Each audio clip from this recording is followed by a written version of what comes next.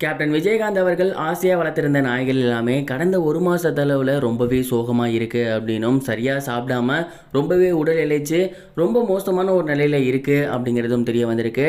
இந்த ஒரு காரணத்தினால அந்த நாய்களை தேமுதிக தலைமை அலுவலகத்துக்கு கூட்டிகிட்டு போயிட்டு விஜயகாந்த் சார் நல்லடக்கம் செய்யப்பட்ட இடத்தை சுற்றி காட்டியும் அவரோட ஆஃபீஸ் ரூமை சுற்றி காட்டியும் அங்கே கட்டி போட்டிருந்தா கண்டிப்பாக அந்த நாய்கள் குணமடையும் அப்படின்னு அவங்களோட ஃபேமிலி மெம்பர்ஸ் முடிவு பண்ணியிருக்காங்களாமா.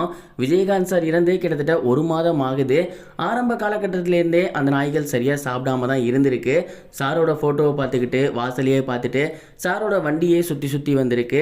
அண்ட் ஒரு நாளைக்கு ஒரு முறை சாப்பாடு சாப்பிட்றது அப்படிங்கிறதே போதாத குறையாக தான் இருந்திருக்கு.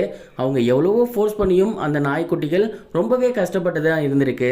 நாம் பல இடங்களில் கேள்விப்பட்டிருக்கோம், நாய்க்குட்டிகள் அவங்களுக்கு ரொம்பவே பிடித்தமான ஒன்று இறந்துருச்சு அப்படின்னா சாப்பிட வைக்கிறது ரொம்பவே கஷ்டம் அப்படின்னு. அந்த ஒரு செயல் தான் அவங்க வீட்லேயும் நடந்திருக்கு.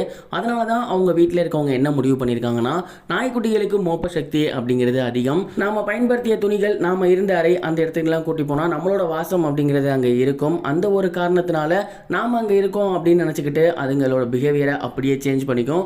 அதை தான் அவங்களோட ஃபேமிலி மெம்பர்ஸும் பண்ண போகிறாங்க.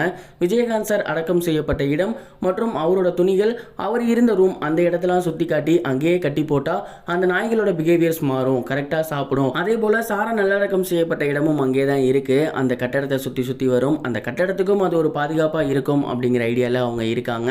அதனால தான் அந்த நாய்களை இன்னைக்கு தேமுதிக தலைமை அலுவலகத்துக்கு கொண்டு போகிறதா ஒரு பேச்சு இருக்குது. அண்ட் இந்த ஒரு விஷயம் இப்போ சோசியல் மீடியாவில் ரொம்பவே வைரலாக வந்துக்கிட்டு இருக்கு. அந்த நாய்கள் அங்கே போனதுக்கு அப்புறமாவது அவரோட இடத்த சுற்றி சுற்றி வந்து கரெக்டாக சாப்பிட்டு எப்பவும் போல் இருந்துச்சு அப்படின்னா ரொம்பவே நல்லாயிருக்கும். நீங்கள் இதை பற்றி என்ன நினைக்கிறீங்க அப்படிங்கிறத கமெண்ட் பாக்ஸில் சொல்லுங்கள். சமீபத்தில் கேப்டன் அவர்களுக்கு புகழஞ்சலி கூட்டம் நடைபெற்று இருந்துச்சு. அதில் கேப்டன் அவர்கள் கூட அதிகமான படங்கள் நடிச்சிருந்த ஆனந்தராஜ் அவர்கள் ரொம்பவே எமோஷ்னலாக விஜயகாந்த் சாரை பற்றி பேசியிருந்தார். குறிப்பாக அவர் என்ன சொல்லியிருந்தார் அப்படின்னா, நான் இன்னைக்கு சினிமாவில் இந்த அளவுக்கு இருக்கேன் அப்படின்னா அதற்கு மிக மிக முக்கியமான ஒரு காரணம் விஜயகாந்த் அண்ணன் தான். ஏராளமான படங்கள் எனக்கு அவர் பண்ணி கொடுத்தாரு. அவர் கூட என்னை நடிக்க வச்சுருந்தாரு.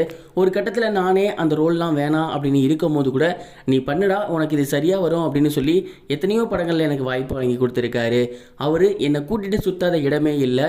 மதுரைக்கெல்லாம் என்னை கூட்டிகிட்டு போயிட்டு ஒரு குழந்தை மாதிரி பார்த்துக்கிட்டாரு.